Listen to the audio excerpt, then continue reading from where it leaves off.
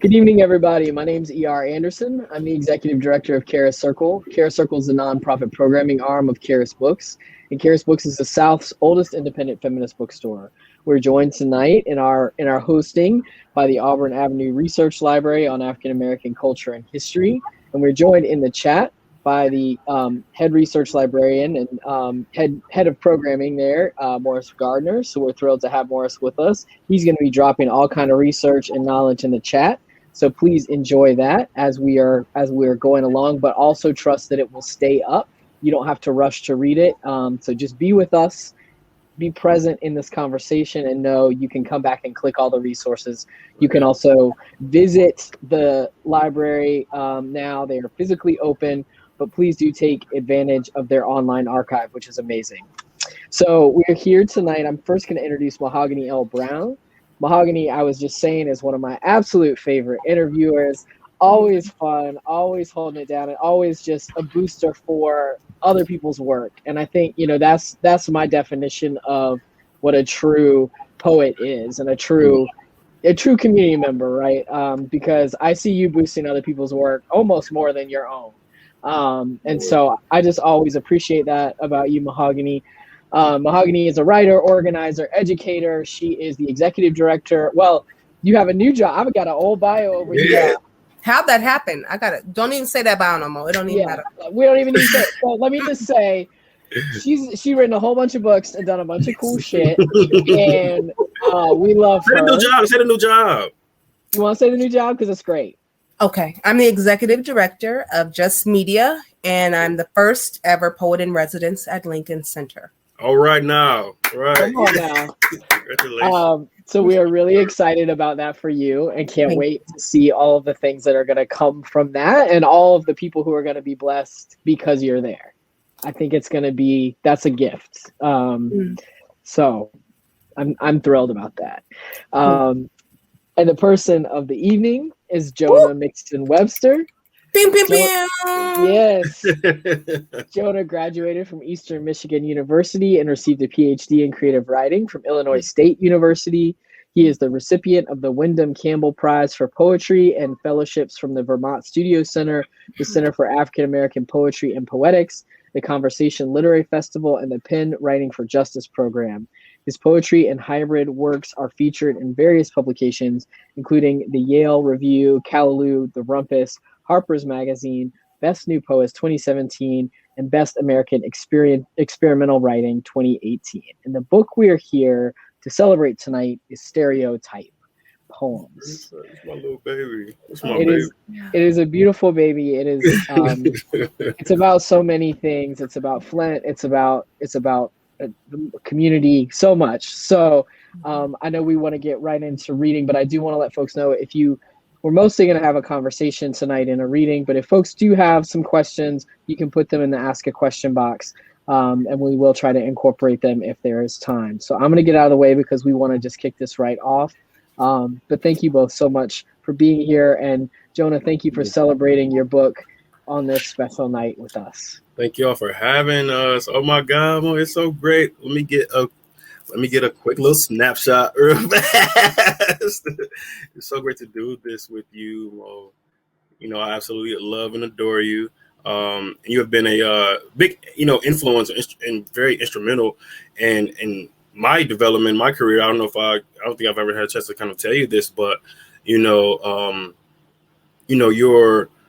your performance, your words, and the way that you talk with Black folks through and across generations has, served as a true beacon for like where I know I need to go with my work, right?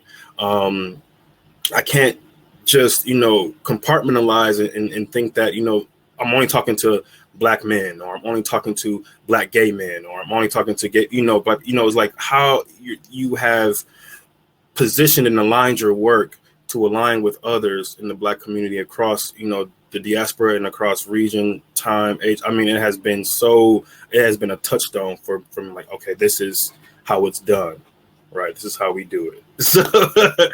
So thank you so much, baby. But I'm here to hear these poems about stereotypes. I'm going to go off screen so I can read you. We love you, and let's go. Thank you. Thank you. Woo, yeah. So thank you everybody for being here with us. This is it's the dream. It's been a dream come true. So I'm going to get into some of these poems. I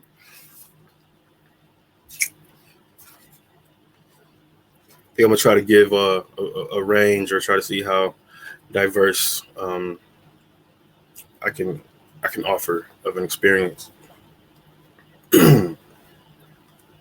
Black Martyrdom number 6. Litany of the Spectacle. Come guillotine, come gallows, come gas-soaked pyre, come charred jaw, come hot pike, come hoary beast, come ardent hunger, come garret wire, come death wizard, come adze, come axe, come taut rope, come head knot, neck kink, come click clack, come bullet, come firing hammer, come clank, come wet smoke, come slump body, bloody brook, come bloated excision, come slum grist, come wind rot, come dead relic, come unholy witness, onlooker lenses, come click, click, click, click clack, clank, come bullet, come bullet, come bullet, come bullet, bullet, bullet, bullet, bullet, bullet, bullet, bullet, bullet, bullet, bullet, bullet, bullet, bullet, pull.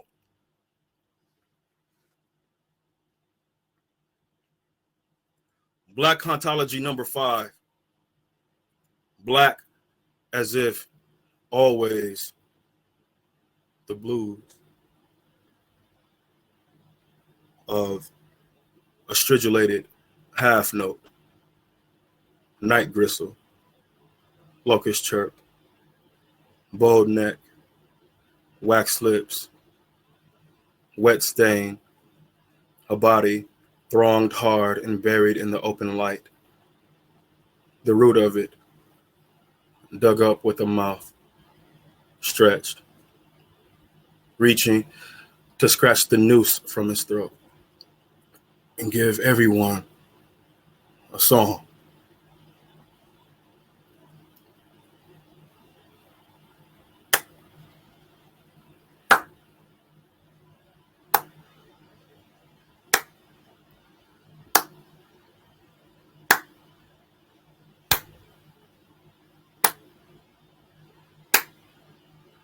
Ain't nothing to do but hang around.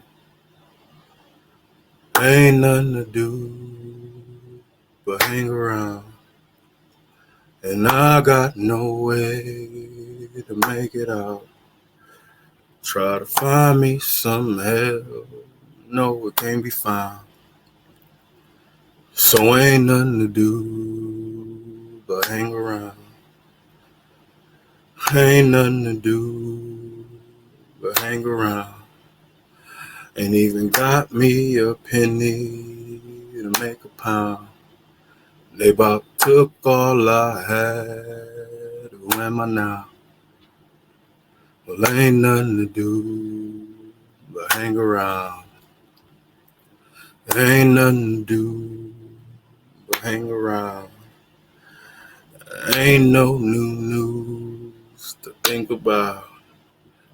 So I'ma tell you later, and I'ma tell you now. There ain't nothing to do but hang around.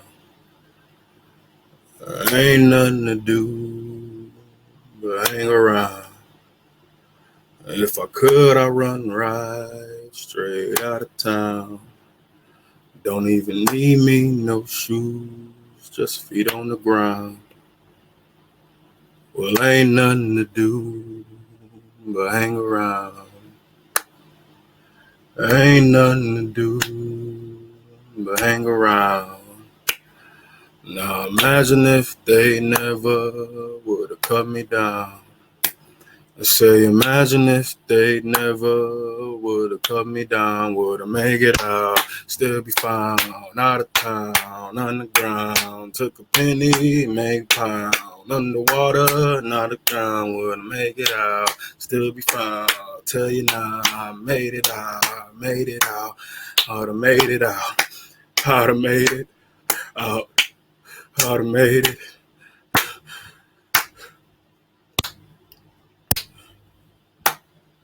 Said I try to buy some freedom, but the price too high.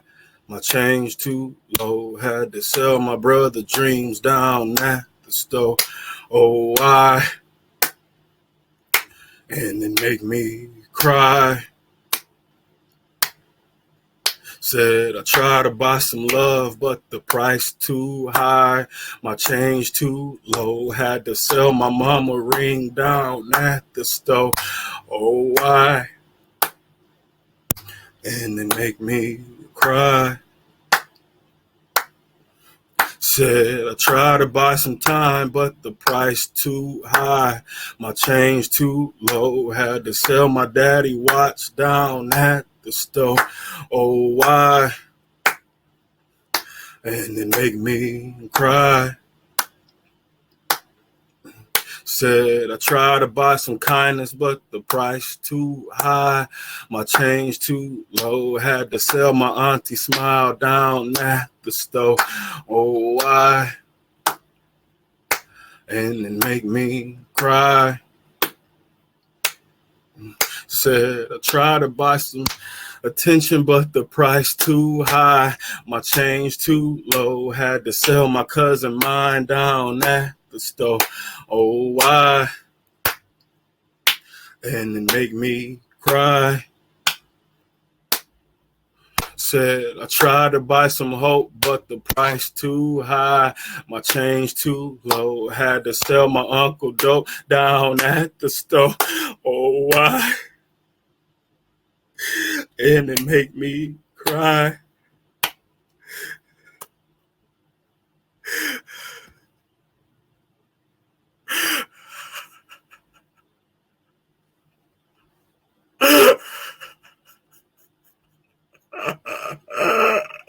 Always I was a nigga. Bad at it. I was always being a nigga, even when I wasn't. I was a nigga. Somebody's eyes always was bad at being in, even when I was a nigga, I wasn't. I was bad at being a nigga, though I wasn't. I was bad at being a nigga, even though I was a real nigga, or a bad nigga, or a bitch nigga, or a fag nigga, which I always was. Always been bad, always a nigga, though. I was bad at it. I was bad. Nigga. I was always a bad nigga. Kept me a hot nigga. Always nigga. Always a nigga. It's always a damn nigga. It's always a nigga bad at it. And always I was a nigga. And always I was bad. And bad. And bad at it. Really? I'm a real nigga. Because all my niggas say I'm a real nigga. And I bet if you go and ask them niggas, they gonna point at me and say, that's a real nigga. Really, though. I'm bad at it. I am. Really.